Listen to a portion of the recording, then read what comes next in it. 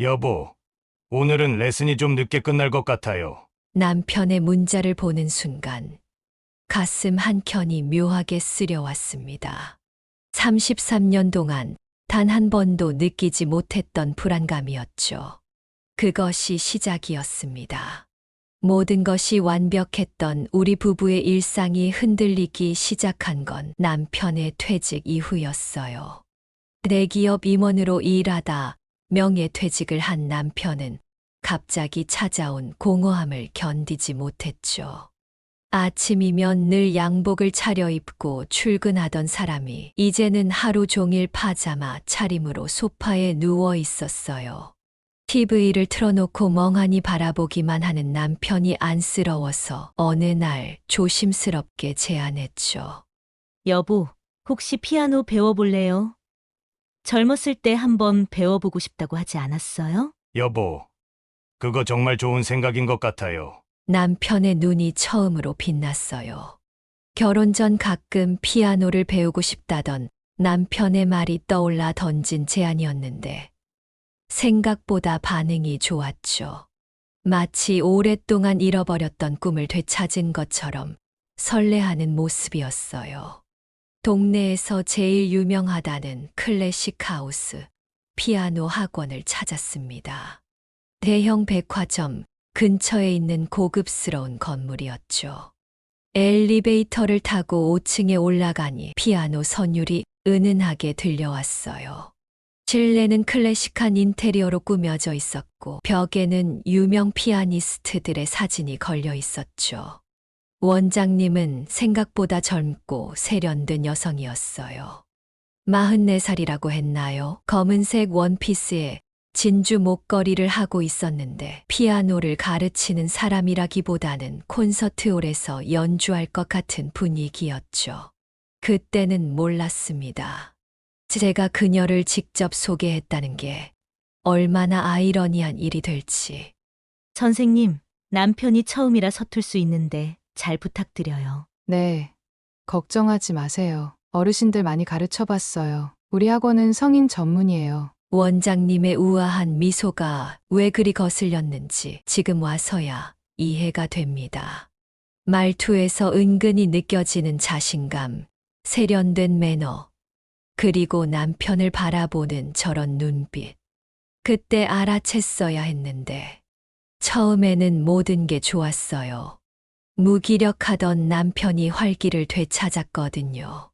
아침이면 일찍 일어나 피아노 연습을 하고 레슨이 있는 날이면 마치 출근하듯 깔끔하게 차려입었죠. 평소에는 대충 입던 사람이 갑자기 옷에 신경 쓰기 시작했어요. 은퇴 후 처음으로 쇼핑도 가고 미용실도 다니고 그때는 그저 자신을 가꾸는 게 좋아서라고만 생각했죠. 첫 한 달은 정말 행복했어요. 저녁 식사 때면 오늘 배운 곡을 들려준다며 신나서 연주하던 남편의 모습이 아직도 선명합니다. 엘리제를 위하여를 서툴게 치면서도 마치 콘서트 피아니스트가 된 것처럼 들떠있던 모습이요. 제가 박수를 쳐주면 수줍게 웃던 그 표정. 지금 생각하면 그때가 우리의 마지막 행복한 순간이었나 봐요. 변화는 서서히 찾아왔습니다. 처음에는 일주일에 2번이던 레슨이 어느새 4번으로 늘어났어요. 기초가 중요하다면서 원장님과 더 많은 시간을 보내야 한다고 했죠. 레슨비가 2배로 늘었지만 남편이 활기를 찾은 것 같아서 저는 기꺼이 지원했어요. 어느 순간부터 남편의 일상이 피아노를 중심으로 돌아가기 시작했어요. 아침 일찍 연습하고 레슨 받고 밤늦게까지 연습한다더니 식사 시간도 불규칙해졌죠. 처음에는 열정이려니 했어요. 하지만 뭔가 이상했어요. 여보, 오늘은 좀 늦을 것 같아요. 원장님이 쇼팽 녹턴을 가르쳐 주신대요. 퇴근 시간도 훌쩍 지난 저녁 8시. 남편의 문자를 보는데 가슴이 답답해졌어요. 벌써 세 번째예요. 이번 주에만 세 번째로 늦는다고 하는 거죠. 식탁에 차려놓은 저녁 식사가 식어가는 걸 바라보며 생각했어요. 예전에는 제 시간에 들어와서 여보 맛있겠다 하며 환하게 웃던 사람이 요즘은 레슨이 늦게 끝났다며 밖에서 식사를 하고 오는 날이 잦아졌어요. 휴대폰도 수상했어요. 예전엔 소파에 던져두기만 하던 사람이 요즘은 폰을 손에서 놓지 않아요. 잠들기 전까지도 메시지를 확인하고 가끔 미소를 지으며 답장을 보내죠. 피아노 교습 그룹방이라나요. 원장님이 연습 영상을 보내달래서요. 어느 날은 새벽 1시에 피아노 앞에 앉아 연습하는 모습을 동영상으로 찍더군요. 누군가를 위해 저렇게 공들여 본 적 있었나요? 33년 결혼 생활 동안 저를 위해서도 저렇게 해준 적이 없었는데 주말에는 더 이상했어요. 피아노 연주회를 간다며 나가더니 평소에는 하지 않던 향수까지 뿌리고 나갔어요. 와이셔츠도 새로 사서 입고 제가 꽤 근사해 보이네요. 했더니 살짝 당황하는 듯한 표정이 역력했죠. 그날 밤 남편의 재킷 주머니에서 연주회 티켓을 발견했어요. 2장이었죠. 하나는 찢어져 있었고 다른 하나는 그대로였어요. 옆자리였을 텐데. 누구와 함께 갔을까요? 가슴이 무너져 내렸어요. 며칠 후 피아노 학원 앞에서 남편을 기다려봤어요. 1시간 넘게 서 있었죠. 제 앞에서는 초급반이라 기초부터 배워야 해요. 라던 원장실에서 들리는 쇼팽의 왈츠 선율에 맞춰 누군가와 웃고 있었어요. 창문 너머로 보이는 실루엣이 가슴을 파고들었습니다. 집으로 돌아오는 길, 차에서 혼자 울었어요. 33년이에요. 무려 33년을 함께 살았어요. 첫 출산 때 힘들어하는 제 손을 잡아주던 따스한 손길도 아이들 학자금 대느라 밤늦게까지 야근하던 성실함도 이제는 다른 여자를 향해 있다고 생각하니 숨이 막혔어요. 저녁 식사 자리에서 무심코 물어봤어요. 여보, 피아노는 잘 배우고 있어요? 응, 그럭저럭. 언제나 신나서 피아노 얘기를 하던 사람이 갑자기 말을 아끼기 시작했어요.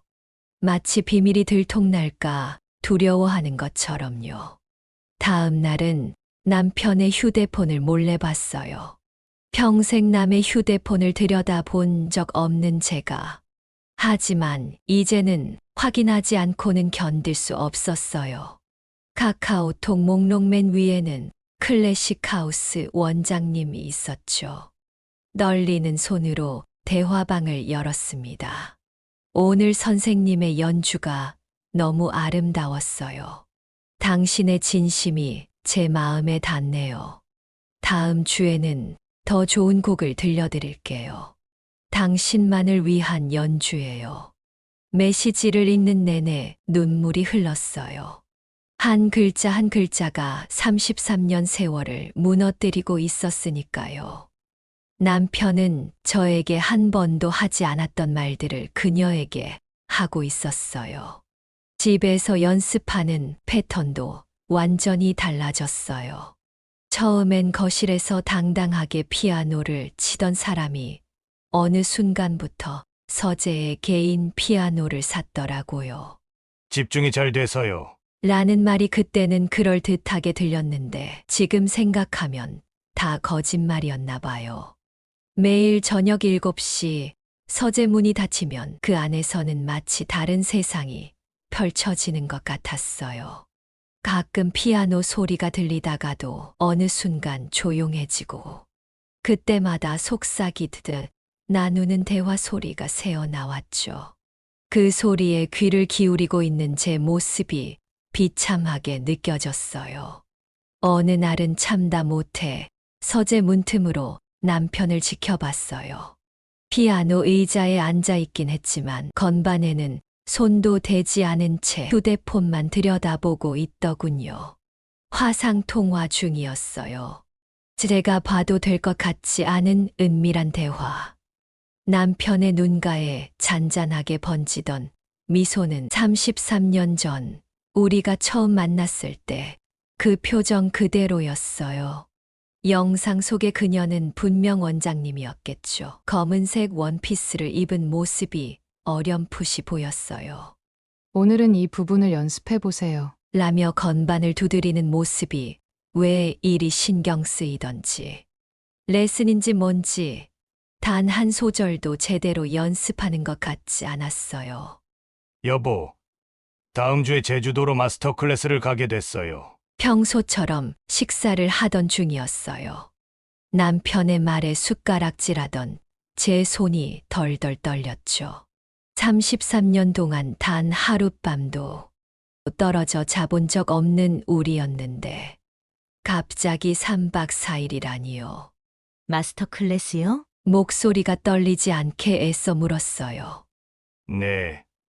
독일에서 유명한 피아니스트가 오신대요. 이런 기회가 흔치 않거든요. 남편은 마치 준비라도 한 듯 술술 말을 이어갔어요. 제 눈을 똑바로 보며 이야기하는 모습이 너무나 자연스러워서 오히려 더 가슴이 아팠어요. 언제부터 저렇게 거짓말이 능숙해졌을까? 그날 밤 견딜 수 없는 불안감에 남편의 서류 가방을 뒤져봤어요. 서랍 깊숙이 숨겨져 있던 제주도행 비행기표. 11월 17일, 하필 우리 결혼 기념일이었어요. 그날따라 달력의 빨간 동그라미가 제 가슴을 파고드는 것 같았어요. 호텔 예약 확인서도 나왔어요.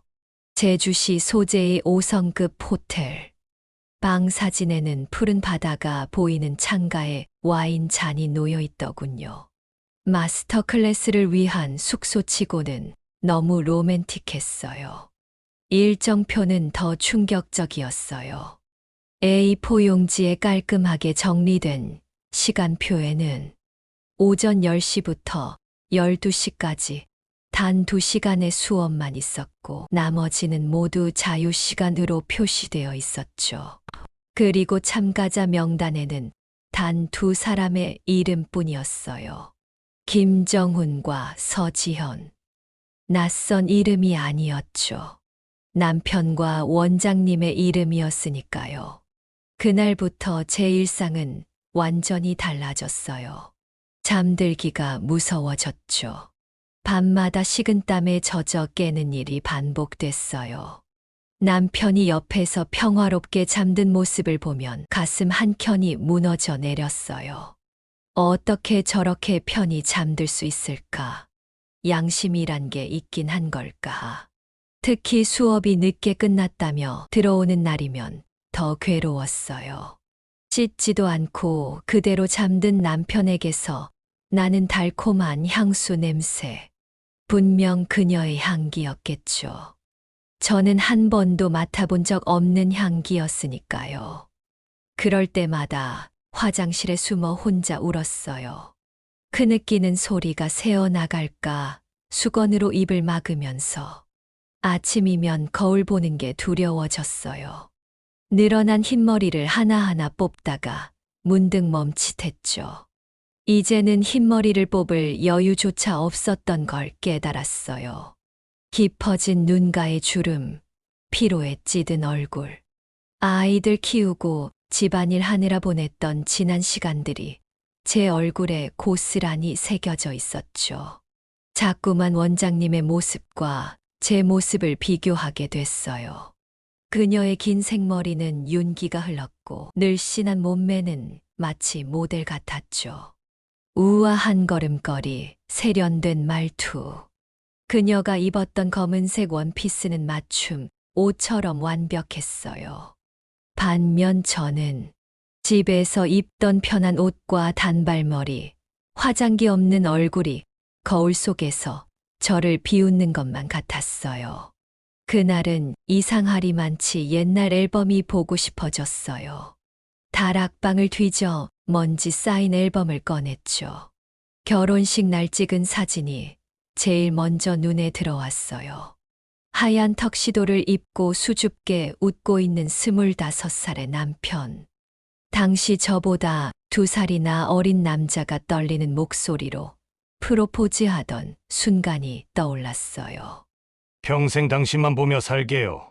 우리 아이들은 내가 책임질게요. 그때는 그 말이 그렇게 진실되게 들렸는데, 이제는 그 떨림이 다른 여자를 향해 있다고 생각하니 숨이 막혔어요.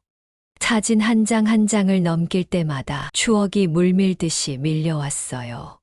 첫째 아이가 태어났을 때가 생각났어요.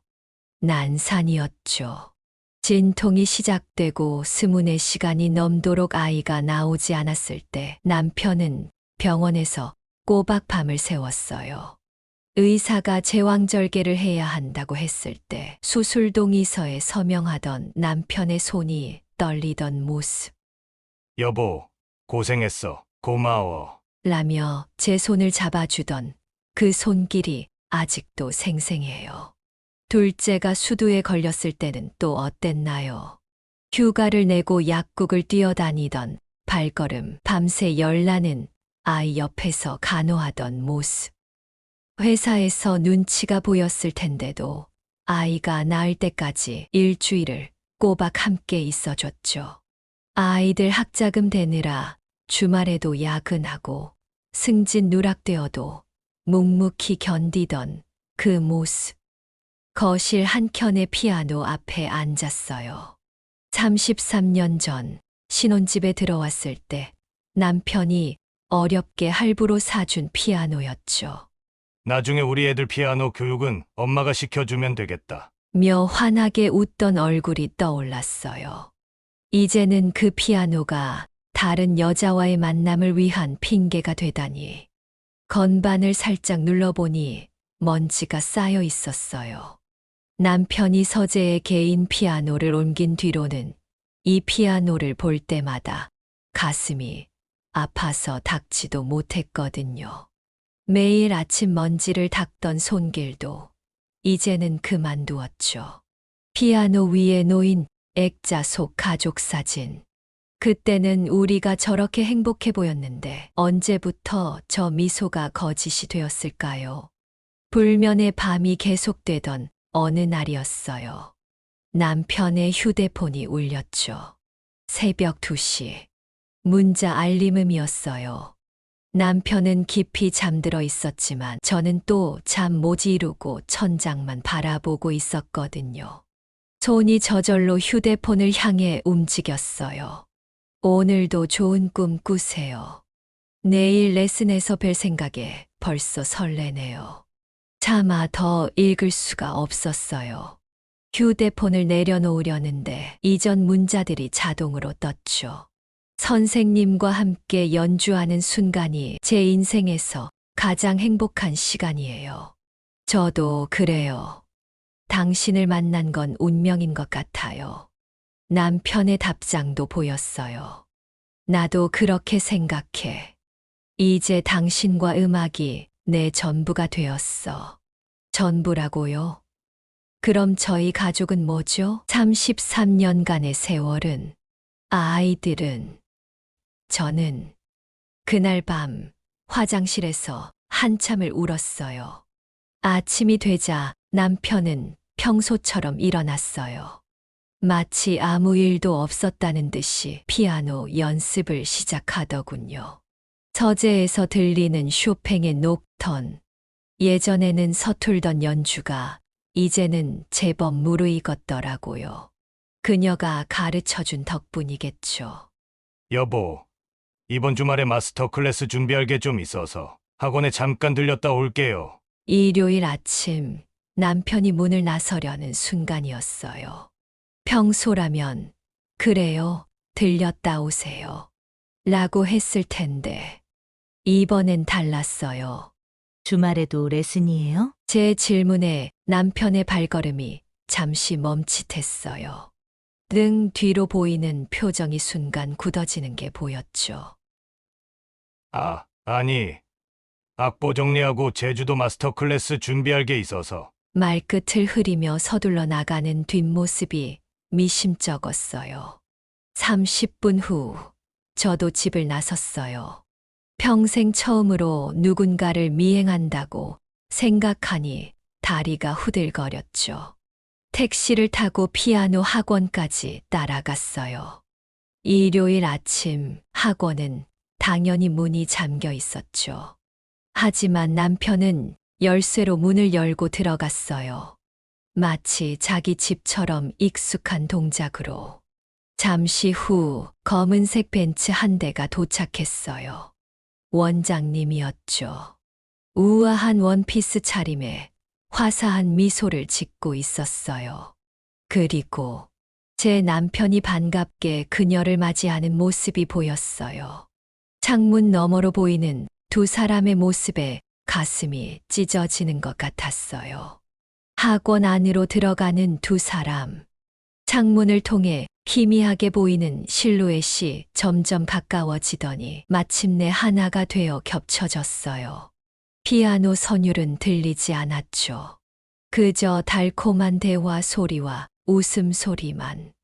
33년 동안 한 번도 보지 못했던 남편의 행복한 표정이 창밖에서도 선명하게 보였어요. 숨이 막혀왔어요. 다리에 힘이 풀려 그대로 주저앉을 뻔했죠. 택시 기사님이 걱정스러운 눈빛으로 물었어요. 괜찮으세요, 손님? 괜찮을 리가 있나요? 제 인생이 이렇게 무너져 내리는데 집으로 돌아오는 길은 기억도 나지 않아요. 그저 눈물로 흐릿했던 창밖 풍경만이 어렴풋이 남아있을 뿐. 현관문을 열고 들어오니 온 집안이 낯설게 느껴졌어요. 33년간 함께 살았던 이 공간이 이제는 마치 남의 집처럼 차갑게 느껴졌죠. 거실 한켠에 놓인 가족 사진을 바라봤어요. 지난 여름 큰 아이 결혼식 때 찍은 사진이었죠. 남편은 환하게 웃고 있었고 저도 행복해 보였어요. 그땐 정말 행복했나요? 아니면 이미 그때부터 거짓된 미소였을까요? 큰아들 내외와 둘째가 한바구음을 짓고 있는 사진을 보니 눈물이 났어요. 이제 곧 손주도 생길 텐데. 그 아이는 할아버지, 할머니가 따로 사는 모습을 봐야 하는 걸까요? 작은 아이는 아직 취업 준비 중이에요. 엄마 아빠의 이혼 소식을 들으면 얼마나 상처받을까. 부엌으로 가서 차를 끓였어요. 그동안의 기억이 주마등처럼 스쳐 지나갔죠. 큰 아이가 대학에 떨어졌을 때 남편은 밤새 아이를 안아주며 괜찮아, 아빠가 있잖아 라고 했었죠. 작은 아이가 교통사고로 다리를 다쳤을 때는 2달 동안 매일 병원을 오가며 간호해줬고요. 찻잔에서 피어오르는 김을 보며 생각했어요. 그 모든 게 거짓이었을까요? 아니면 진심이었다가 어느 순간 변해버린 걸까요? 사람의 마음이란 게 이렇게 쉽게 바뀌는 건가요? 휴대폰이 울렸어요. 큰 아이였죠. 엄마, 다음 주 일요일에 집에 가기로 했는데 저녁에 우리 집에서 다 같이 밥 먹어요. 아빠도 계시죠? 목이 메었어요. 뭐라고 대답해야 할지. 아직은 아이들에게 말할 수가 없었어요. 그래. 좋지. 엄마가 맛있는 거 해줄게. 전화를 끊고 한참을 울었어요. 서재 문을 열었어요. 남편이 쓰던 공간에 처음 들어가 보는 거예요. 피아노 위에는 악보가 몇 장 놓여 있었죠. 대부분은 쇼팽의 곡이었는데 그 사이에 한 장의 편지가 눈에 띄었어요. 펼쳐보니 원장님의 글씨체가 보였죠. 당신의 연주를 들을 때마다 가슴이 떨려요. 음악처럼 아름다운 사랑을. 더는 읽을 수가 없었어요. 편지 아래에는 제주도 호텔 예약 확인서가 있었고 두 사람의 여권 사본도 있었어요. 이게 전부가 아닐 거란 걸 알면서도 더는 찾고 싶지 않았어요. 그날 밤 결심했어요. 더는 이렇게 살 수 없다고. 남편이 샤워하는 동안 휴대폰을 열어봤죠. 비밀번호는 여전히 제 생일이더라고요. 33년 동안 한 번도 안 바꾼 그 숫자. 이런 비밀을 품고 있으면서도 비밀번호조차 바꾸지 않은 걸 보면 얼마나 자신만만했던 걸까요? 카카오톡을 열었어요. 대화방 맨 위에는 원장님이라는 이름이 있었죠. 손이 떨렸지만 스크롤을 내렸어요. 하나 둘씩 캡처하기 시작했죠. 주말 데이트 약속, 몰래 만난 식사 자리, 호텔 예약까지. 모든 증거를 하나하나 제 휴대폰으로 옮겼어요. 증거를 모으는 동안 가장 아팠던 건 남편이 그녀에게 보낸 메시지들이었어요. 당신을 만난 건 내 인생 최고의 행운이에요. 이제 당신 없는 삶은 상상할 수도 없어요. 우리 제주도에서 새로운 시작을 하는 거예요. 결혼식 날 맹세했던 그 영원한 사랑은 어디로 간 걸까요? 아이들 앞에서 다정했던 아빠의 모습은 거짓이었나요?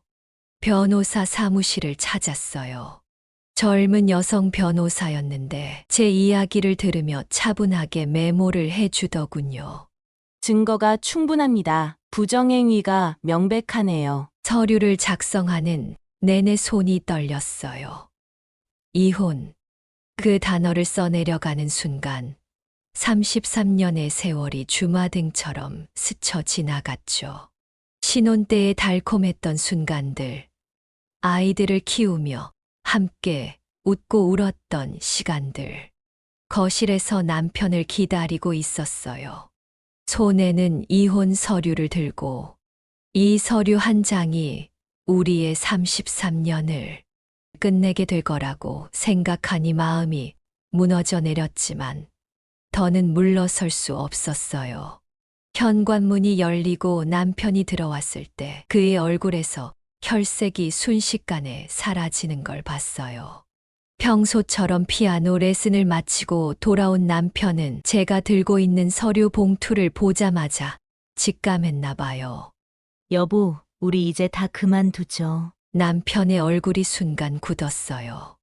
무슨 말이에요? 더는 못 참겠어요. 다 알아요. 원장님과의 일도. 모든 증거를 보여줬어요. 휴대폰 속에 담아둔 메시지들, 데이트 사진들, 호텔 예약 내역까지. 하나하나 보여줄 때마다 남편의 얼굴이 일그러졌어요. 변명도 해보려 했지만 이미 모든 게 명백했죠. 당신이 그녀에게 보낸 메시지예요. 당신은 내 인생의 전부라고요? 그럼 저는 뭐였나요? 33년은, 우리 가족은. 목소리가 떨려왔지만 애써 감정을 누르려 했어요. 가슴 아픈 건 그가 진심으로 후회하는 것 같지 않다는 거였어요. 그저 들켰다는 사실에 당황하고 체면을 잃을까 두려워하는 것처럼 보였어요. 33년 세월이 무너지는 이 순간에도 그의 눈빛은 그녀를 향한 마음을 완전히 지우지 못했더군요. 처음으로 남편이 무릎을 꿇었어요. 사과도 했고 용서를 빌기도 했죠. 미안해요. 정말 미안해. 제가 잘못했어요. 한 번만 용서해주면. 하지만 이상하게도 마음이 아프기는커녕 오히려 더 차갑게 식어가는 걸 느꼈어요. 진심 어린 후회가 아닌 그저 현실의 불편함을 피하고 싶은 마음만 보였으니까요. 가장 서글펐던 건 그가 아이들 얘기를 꺼냈을 때예요. 자신의 잘못은 인정하지 않은 채 그저 이혼하면 아이들에게 상처가 될 거라는 말만 반복하더군요. 마치 제가 이기적인 선택을 하는 것처럼요. 창밖으로 비가 내리기 시작했어요. 33년 전 결혼식 날도 이렇게 비가 왔었죠. 그때는 우리의 첫날이 씻겨 내려가는 것 같다며 낭만적으로 표현했던 비가 이제는 정말로 우리의 세월을 씻어내리고 있었어요. 이제는 정말 끝이에요. 마지막 말을 남기고 방으로 들어왔어요. 문을 닫는 순간 다리에 힘이 풀렸죠. 벽에 기대앉아 한참을 울었어요. 33년이라는 세월이 한순간에 무너지는 소리가 들리는 것만 같았어요. 아이들에게 연락할 용기가 필요했어요. 이혼. 그 단어를 꺼내는 것조차 힘들었지만 더는 미룰 수 없었죠. 큰 아이부터 불렀어요. 퇴근 후 집으로 오라고. 떨리는 마음으로 아이의 얼굴을 기다렸죠. 엄마, 무슨 일 있어요? 큰 아이가 도착했을 때 이미 눈물이 날 것 같았어요. 그 아이의 눈에서 아버지의 모습이 보였거든요. 하지만 참았죠. 차근차근 설명했어요. 아버지의 변화, 발견한 증거들, 그리고 이혼을 결심하게 된 이유까지. 아빠가 정말요? 큰 아이의 목소리가 떨렸어요. 한참을 말없이 앉아 있더니 갑자기 일어나 아버지를 찾아갔죠. 방문 너머로 들리는 격앙된 목소리. 처음 듣는 아들의 분노에 찬 외침이 가슴을 후벼 팠어요. 작은 아이는 더 힘들었어요. 취업 준비로 힘든 시기에 이런 소식을 전해야 한다는 게. 하지만 아이들은 제 생각보다 더 성숙했어요. 오히려 절 위로해 주더군요.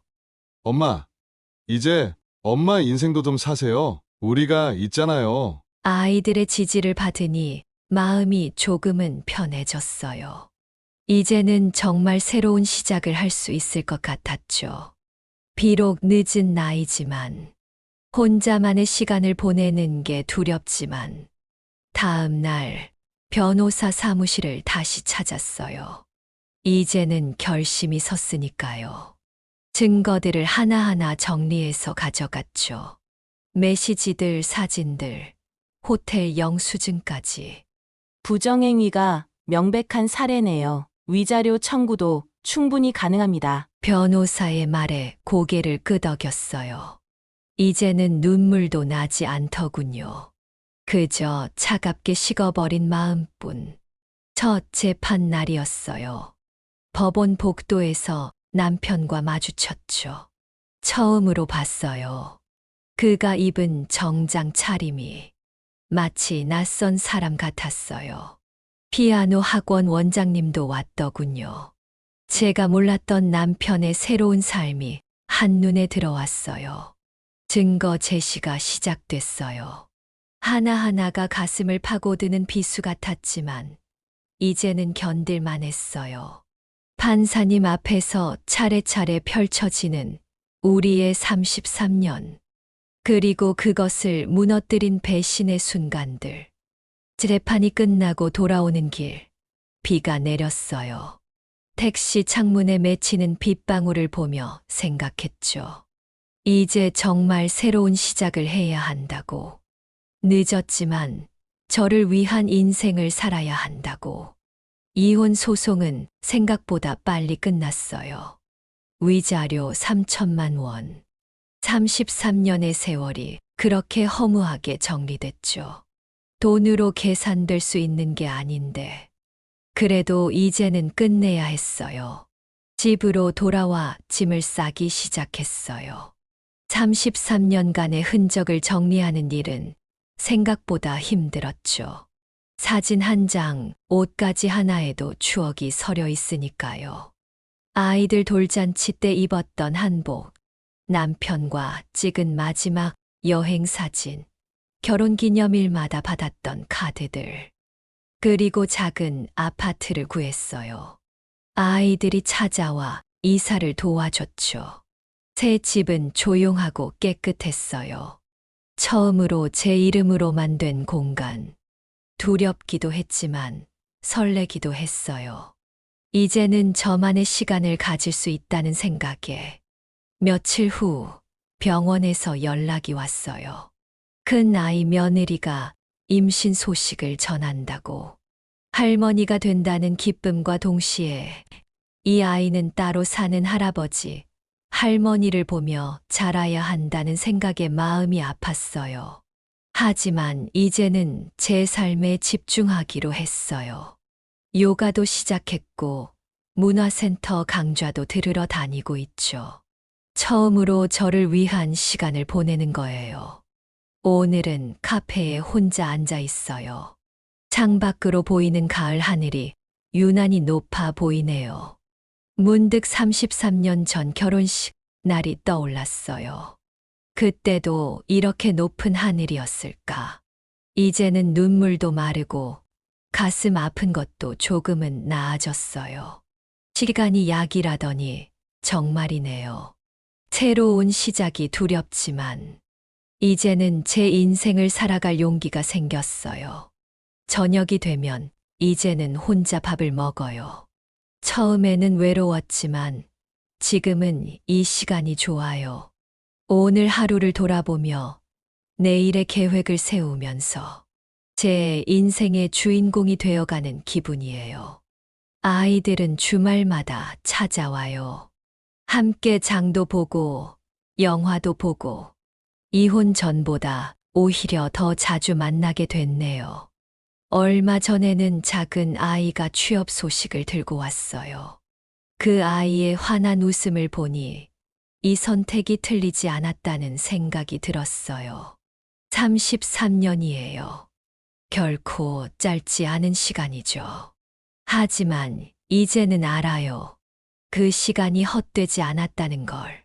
소중한 두 아이를 키워냈고 이제는 제 자신을 찾아가는 법도 배웠으니까요.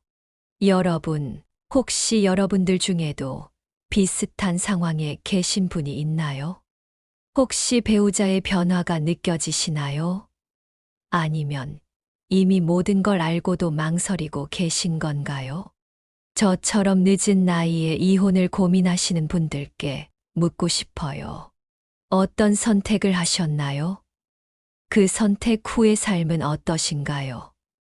제가 걸어온 이 길이 틀리지 않았다고 누군가 말해주셨으면 해요.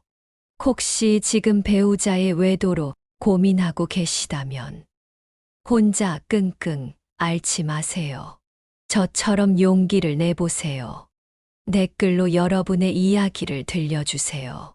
서로의 아픔을 나누고 위로가 되었으면 좋겠어요.